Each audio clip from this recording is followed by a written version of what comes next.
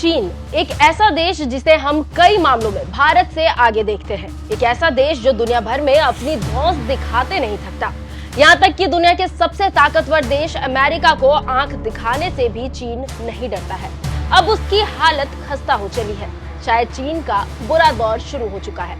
नमस्कार, मैं हूँ खुशबू राय, आप देख रहे हैं NMF न्यूज। इस वीडियो में हम आपको चीन से जुड़ी कुछ चौंकाने वाली बातों को बताएंगे और दिखाएंगे कि किस तरह ड्रैगन्स की हालत अब खराब हो रही है। चीन के बुरे दौर की शुरुआत, भाग रही विदेशी कंपनियां, रियल एस्टेट पर मंडरा रहा संकट, खरीदारी की क्षमता हो रही कम, कर्ज का बोझ और बढ़ रही बेरोजगारी।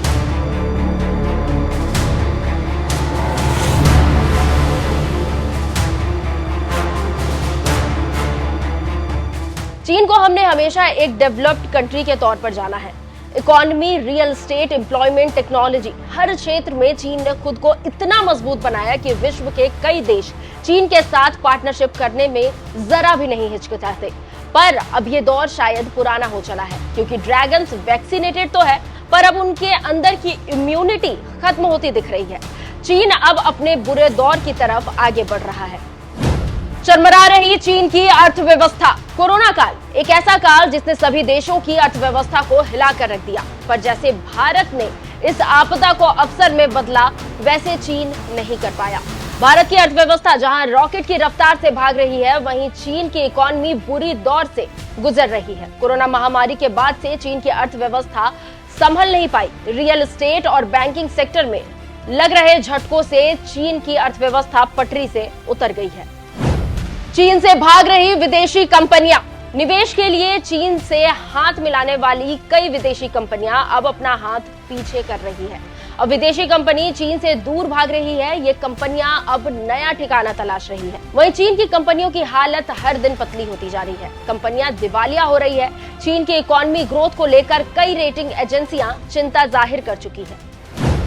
रियल एस्टेट पर मंडरा रहा संकट। विश्व भर में कोरोना देने वाला देश ही आज सबसे ज्यादा इस बीमारी का दंश झेल रहा है। कोरोना महामारी के बाद से चीन का रियल एस्टेट सेक्टर बुरी तरह प्रभावित हो चुका है। चीन में घरों की मांग गिर गई है, इससे प्रॉपर्टी की कीमत गिरी है। चीन के प्रॉपर्टी मालिक पिछले 3 वर्षों में पहले से और भी गरीब हो गए हैं। जानकारों के मुताबिक प्रॉपर्टी मार्केट में आए इस संकट को ठीक होने में अभी कई साल लग जाएंगे।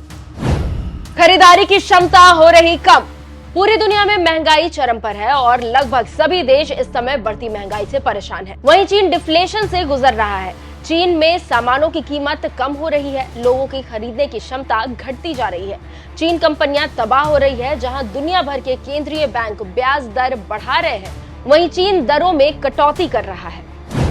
चीन पर बढ़ रहा कर्ज का बोझ। चीन के करीब 31 राज्यों पर 782 लाख करोड़ रुपए का कर्ज है। चीन की real estate company country garden को अरबों डॉलर का नुकसान हुआ है। दुनिया की दिग्गज कंपनियों में चीन में मोटा पैसा लगा रखा है, जिसका उन्हें फायदा भी मिला है, लेकिन चीन की खस्ता अर्थव्यवस्था का असर अब उन पर भी होने वाला है। बेरोजगार हो रहे चीन के युवा।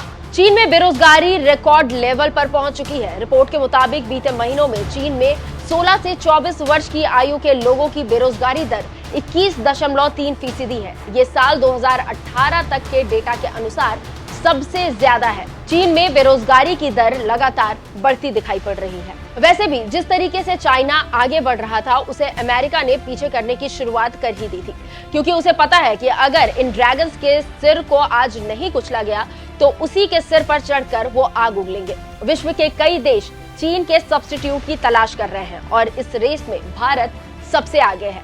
एप्पल ने इसकी शुरुआत की है। अब एप्पल के पीछे कई और कंपनियां आएंगी और चीन इसी तरह पीछे होता जाएगा। खैर, जिस तरीके से चीन के हालात खस्ता हो चले हैं और कोरोना ने चीन के इकोनॉमी को 50 साल पीछे धकेल दिया है, इस पर आपकी क्या राय है, हमें कमेंट कर जरूर बताएं और ऐसी खबरों से अपडेटेड रहने के लिए हमारे चैनल को सब्सक्राइब करें, बेल आइकन दबाना ना भूलें। नमस्कार।